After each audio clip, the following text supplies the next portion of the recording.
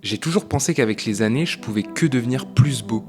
Qu'il me suffisait de continuer à faire du sport, de soigner ma coupe de cheveux, de faire attention aux vêtements que je porte. Et puis c'est bon, j'avais pas de soucis à me faire. En plus, je suis un homme, donc apparemment, je vais bien vieillir. Mais depuis cette année, pour la première fois de ma vie, j'envisage que je peux m'enlaidir et ça me terrifie. Cette phrase, elle peut paraître bizarre à entendre parce que très peu de personnes la prononcent. Enfin, personne ne dit à un moment, j'ai découvert que je pouvais devenir moche, que je pouvais m'enlaidir.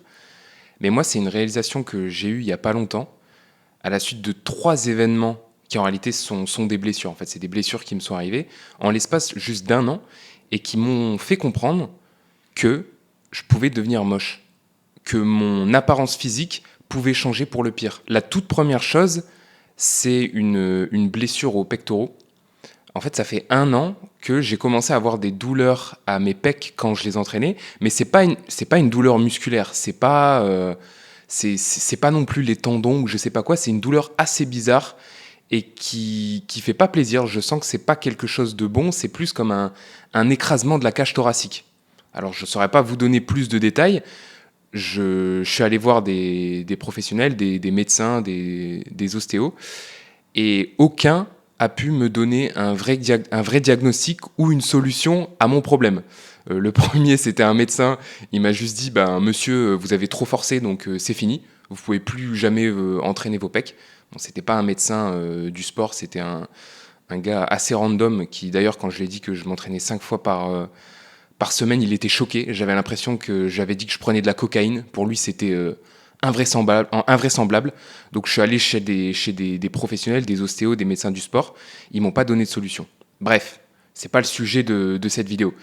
Mais tout ça pour dire que ça fait un an que j'ai pas de solution et que je me suis dit, en attendant de trouver quelque chose, je vais arrêter de les entraîner. Parce que ça me fait mal. Et comme je le dis, c'est pas une belle douleur. Je sens qu'il y a quelque chose de pas bon qui se passe. Donc j'ai préféré arrêter.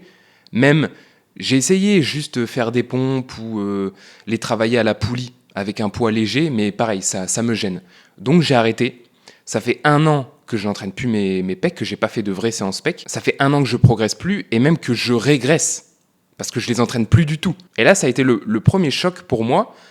Moi qui pensais que, en commençant la musculation, j'avais cette idée que ma beauté allait croître de façon linéaire. C'est-à-dire que plus je passe d'années à la salle, plus je vais améliorer mon apparence physique et plus je vais devenir beau. C'est une sorte de garantie. Et là, je me rends compte que, en fait, non. Depuis cette blessure au pec, je me retrouve du jour au lendemain avec un point fort physique duquel j'étais fier, qui n'existera probablement plus jamais. Ça fait bizarre. Je me dis, là, du coup, c'est retour à un physique d'un adolescent de 13 ans. Deuxième événement, je termine mon combat à Kopangan avec une cicatrice sur l'arcade de 3 cm et juste après, il y a un médecin avec une hygiène un peu douteuse qui me recoue cette blessure et 24 heures plus tard, je me retrouve avec le visage complètement déformé. C'est Frankenstein, j'ai super mal. Je pouvais même plus ouvrir ma paupière tellement c'était gonflé et tellement qu'elle était lourde. Ça me faisait mal, ça me lançait dans la tempe, dans la tête, dans la mâchoire, pareil. Et je sentais que mon œil, comme je pouvais plus l'ouvrir, donc je pouvais plus l'humidifier, parce que je crois que c'est à ça que ça sert le clignement des yeux, c'est pour humidifier l'œil, je crois, je suis pas sûr. Et du coup, j'avais cette sensation que mon œil se desséchait complètement. Et là, je commençais à flipper. Enfin, à ce moment-là, je me rappelle, j'étais dans mon lit, donc j'avais super mal, et je commençais à envisager tout un tas de possibilités plus terribles les unes que les autres. Je me disais, peut-être que le moment où je vais pouvoir réouvrir mon œil quand mon arcade aura dégonflé, peut-être que mon œil ne sera plus là, ou qu'il sera dans un état bizarre, qui sera dysfonctionnel, ou que ça va me laisser des séquelles physiques en fait sur mon visage. Et je me posais tout un tas de nouvelles questions parce que c'est la première fois que ça m'arrivait. J'ai jamais eu de gros problèmes de santé, j'ai jamais été opéré pour quelque chose de grave, ou j'ai de la chance, il m'est jamais arrivé quelque chose de grave qui pouvait m'handicaper ou changer mon apparence ou me causer des problèmes de santé par la suite. Donc ça, quand c'est la première fois que ça t'arrive, t'as un nouveau monde, des nouvelles possibilités qui sont pas jolies, qui s'ouvrent à toi, auquel tu commences à penser. Et t'as pas envie d'être dans cette situation. Le troisième événement, très très récent, donc c'est 6 mois après la guérison de mon œil, quand il a complètement dégonflé, il y a une genre de petite boule dure qui pointe le bout de son nez sous mon arcade, sous ma paupière. J'ai aucune idée d'où ça vient, je sais même pas si c'est lié à ce que j'ai eu à l'œil, mais je vois cette petite boule. Et je la touche et je sens qu'elle est dure, et je me dis, il va forcément falloir passer par une opération pour l'enlever, parce que ça va pas disparaître comme ça. Et donc ça me fait chier, je me dis, putain, c'est disgracieux, c'est moche, peut-être que ça va grossir.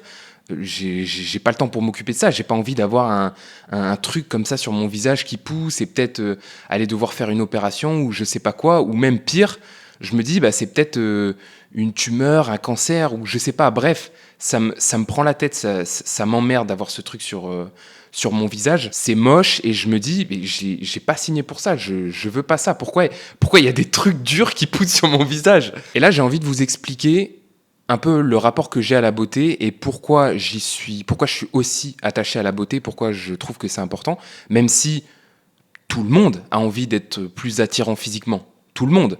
Mais je pense que moi, plus que la moyenne, et même si on est un peu plus précis, peut-être même plus que la moyenne dans les hommes, parce que souvent, porter beaucoup d'intérêt à la beauté, c'est surtout un truc de femme, même si aujourd'hui, de plus en plus d'hommes prennent soin de leur physique, de leur hygiène, de tout, de leur corps, de leur coiffure, de comment ils s'habillent.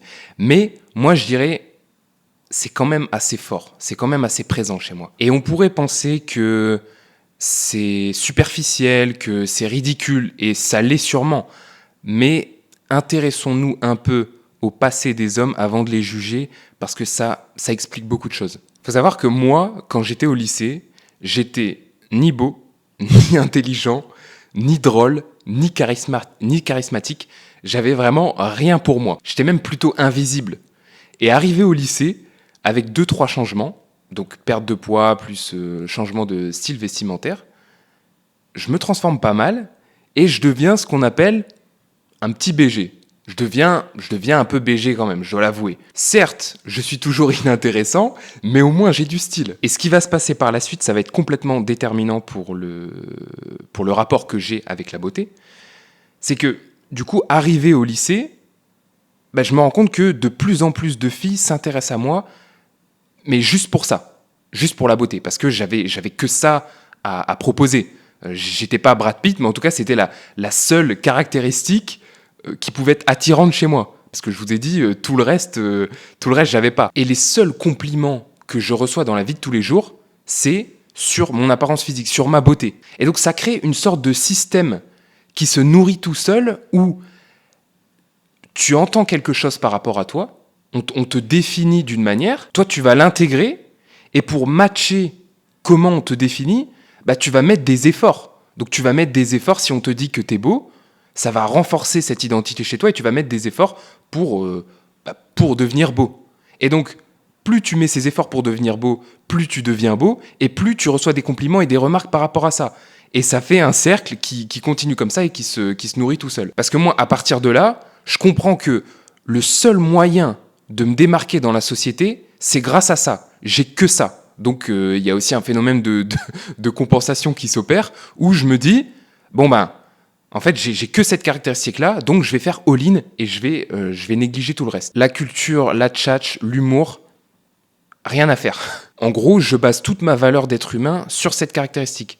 Et je passe tout mon temps à chercher comment devenir plus beau. Donc c'est à ce moment-là, moi, que je m'intéresse à la musculation, juste dans ce but-là d'avoir plus de beauté, à la mode masculine, etc. Et ce comportement-là que j'ai développé dans mon adolescence, il a continué à me suivre dans toute ma vie de jeune adulte. Mon apparence physique est restée au centre de beaucoup de mes décisions de vie. Je cherche toujours à l'optimiser. J'en profite.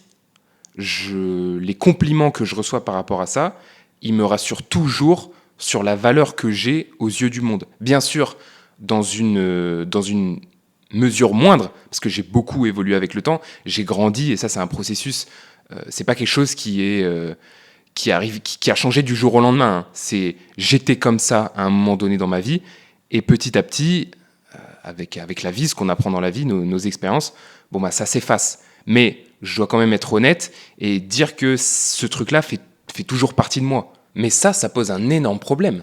Ça veut dire que si ma beauté disparaît, je disparais avec. Parce que si pendant toute ta vie, tu as basé ta valeur sur une seule chose et que cette chose disparaît, c'est la catastrophe. Tu as négligé tout le reste, donc tu te retrouves avec plus rien. Tu n'existes plus parce que la seule caractéristique à partir de laquelle tu as construit ton identité, elle a disparu. Et cette situation, elle est hyper dure à accepter. On peut prendre un autre exemple. On va prendre un autre exemple qui n'est pas le mien, mais imaginons une personne qui a étudié pendant très longtemps, qui a fait des études très longues et très dures pour arriver à un métier dans une entreprise qui lui donne un statut social hyper prestigieux. Et que maintenant qu'elle est dans son travail, voilà, ça la rend fière, elle a ce travail-là qui la valorise aux yeux du monde. En plus de ça, elle continue de travailler énormément, quitte à sacrifier son temps libre, à sacrifier ses week-ends et des sorties avec des potes, parce que même pendant ses week-ends, elle se dit tiens, je vais un peu avancer dans les tâches que je dois faire pour le boulot, comme ça va me faire je vais être bien vu par mes supérieurs, comme ça je vais augmenter mon rang dans la société. Et ben ce job, c'est devenu sa vie entière en fait, c'est sa raison de vivre, c'est son identité. Et ben si du jour au lendemain elle se fait virer pour je ne sais quelle raison parce qu'elle a fait une faute grave qui est impardonnable, elle se fait virer, c'est tout son monde qui s'écroule. C'est terminé. Elle va probablement faire une dépression parce qu'elle a plus rien. Elle avait mis tous ses œufs dans le même panier et ce panier, il s'est barré. Elle a plus rien. Et moi, c'était ça que j'ai ressenti là cette année après tous ces événements là qui me sont arrivés et qui ont changé ou qui vont changer mon apparence physique dans le temps, pas pour le bon, pour que je m'enlaidisse. Parce que comme je vous l'ai dit, c'était la première fois de ma vie que j'étais face à cette éventualité, parce que j'ai jamais été opéré de trucs lourds comme ça, ou j'ai jamais eu de gros problèmes de santé ou de grosses blessures. Et franchement, je me rappelle comme si c'était hier de tous les événements là que je vous ai listés. Je me sentais vraiment pas bien à la fin. Et ça peut paraître très ridicule et superficiel même pour l'histoire des pecs, mais j'ai mis, je crois, peut-être 2 semaines à tous les jours penser à ça et me dire en fait tes pecs c'est fini. Genre tu pourras plus entraîner tes pecs. Et je me disais mais non, c'est pas possible. Peut-être que je trouverai une solution dans le futur, mais peut-être pas. Et peut-être que si mon apparence va pas changer avec cette chose-là, peut-être que dans 5 ans je vais avoir une blessure de ce genre-là qui va être encore plus grave et qui va m'empêcher de faire du sport ou qui va me laisser des séquelles et des tares physiques, peut-être. Et du coup, c'est la première fois de ma vie que je suis face à cette éventualité et ça me fait flipper. Je me pose plein de questions vraiment profondes du genre, mais du coup, mon utilité dans la société, ça va être quoi ? Comment je vais me réinventer ? Et même, en fait, ça va être un nouveau moi. Comment même je vais faire pour séduire maintenant ? Il va falloir que je trouve d'autres moyens. En fait, à l'époque, j'avais fait une grosse erreur. Je me suis laissé prendre au piège de ce que j'appelle l'unidimensionnalité. J'ai souscrit à un modèle que je déteste aujourd'hui. C'est plus du tout ma vision du monde. En fait, c'est un modèle qui consiste à résumer un homme à un titre, une profession, une caractéristique.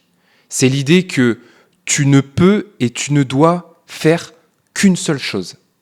Et si possible, si tu fais plusieurs choses, il ne faut pas que ce soit contradictoire entre elles. Il ne faut pas que ces choses soient contradictoires entre elles. Il faut que ça ait un rapport. Surtout, ne sors pas de ce modèle-là. Si t'es beau, tu peux pas être intelligent. Si t'es intelligent, tu peux pas être fort. Si t'aimes écrire, tu peux pas aimer te battre. Si t'aimes la philosophie, tu peux pas aimer le marketing. Et en remettant tout ça un peu en question, en mettant de côté ces stéréotypes, en m'écoutant et en pensant par moi-même, j'ai découvert que ma tendance naturelle, c'est de cultiver des caractéristiques et d'apprendre des compétences que la société trouve contradictoires entre elles. Ça, c'est ma tendance naturelle, c'est comme ça que je suis quand j'écoute que moi. En ce moment, je pense beaucoup à ce sujet-là, à la spécialisation, et je me dis que peut-être que pour l'homme, tout miser sur une seule caractéristique, sur une seule compétence, sur une seule qualité, c'est ni instinctif, ni sans risque. Parce que comme mon exemple le montre, c'est trop dangereux de n'être qu'une seule chose. Parce que si tu perds cet atout unique, tu te retrouves avec plus rien. C'est comme si tu étais handicapé. Si tu n'as pas d'autres points forts ou plusieurs autres zones de génie, tu te retrouves à ne plus être capable de faire quelque chose, t'es plus utile à la société. Et imaginons qu'un mannequin 10 sur 10 ne perd jamais son atout principal, qui est la beauté, ben, il aura bien l'air d'une imposture quand on découvrira que il sait ni parler, ni cuisiner. Et il y a des personnes qui acceptent ce genre de situation, qui se disent, bon bah moi j'ai une zone de génie, j'ai un atout principal, toutes mes forces sont là, je vais pas perdre mon temps ou perdre de l'énergie à essayer de développer d'autres caractéristiques. Il y en a qui pensent comme ça, mais pas moi. Je préfère largement avoir un panel d'atouts plus équilibré. Je trouve ça plus épanouissant et aussi moins risqué, moins dangereux. Et en zoomant encore plus sur cette caractéristique qui nous intéresse le plus là, dans cette vidéo, la beauté, c'est vrai qu'aujourd'hui, je pense que beaucoup de gens, dont moi, je me compte dedans, sont enclins à mettre beaucoup d'efforts dans cette caractéristique, à devenir plus beau. Parce que c'est vrai que la beauté est super importante dans notre société d'image. Elle donne beaucoup d'avantages et de passe-droits, mais elle ne doit pas être la valeur suprême. Et ça, c'est pas moi qui le dis. Pour les Grecs de l'Antiquité, la beauté seule n'a pas d'intérêt. Puis elle n'existe pas d'ailleurs. La beauté est forcément accompagnée par d'autres vertus. Si un individu est beau, c'est qu'il est aussi bon.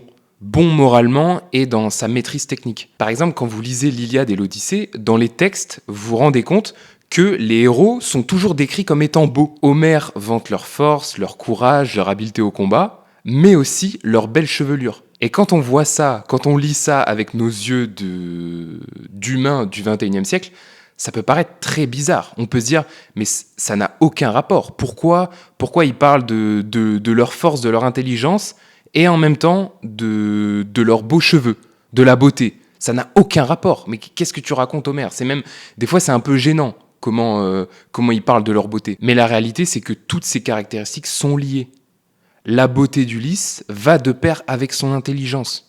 Les deux sont ensemble. Ce concept s'appelle kalos kagatos. C'est un terme qui désigne l'homme idéal, c'est-à-dire l'homme qui combine plusieurs vertus. La perfection physique d'un côté et la beauté morale de l'autre. On peut la traduire par beau et bon. Et ça, c'est un idéal qui a toujours fait écho en moi, mais je dois avouer ne mettre que très peu d'efforts dans la partie beauté morale.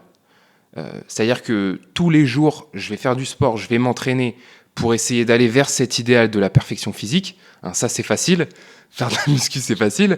Mais pour ce qui est de corriger mes pensées égoïstes et critiques envers autrui, bah là, il n'y a plus personne. Hein, c'est parce que ça se voit moins, peut-être. Donc, c'est un moyen aussi de me dire, bon, bah, Paolo, c'est ton idéal. Fais quelque chose pour l'atteindre.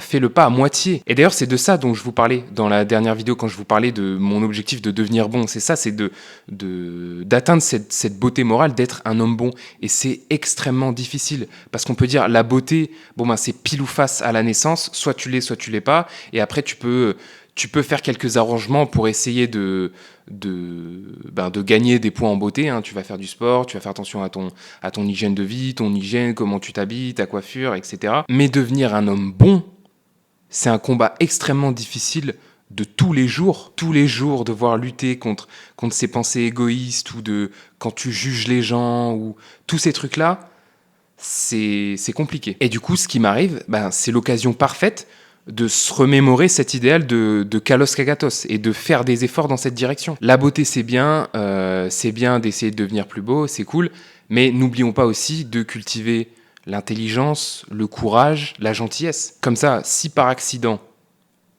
la beauté disparaît, on ne se retrouve pas sans qualité et sans utilité. On est toujours quelqu'un. In 5th century Athens, kalos kai agathos was literally an ideal that spread right throughout the Athenian culture. And it inspired this wonderful outpouring of spiritual and cultural development. During the period of the 6th and the 5th centuries, the concept of what constituted an ideal person changed from the best warrior to this idea of the best all-round developed person.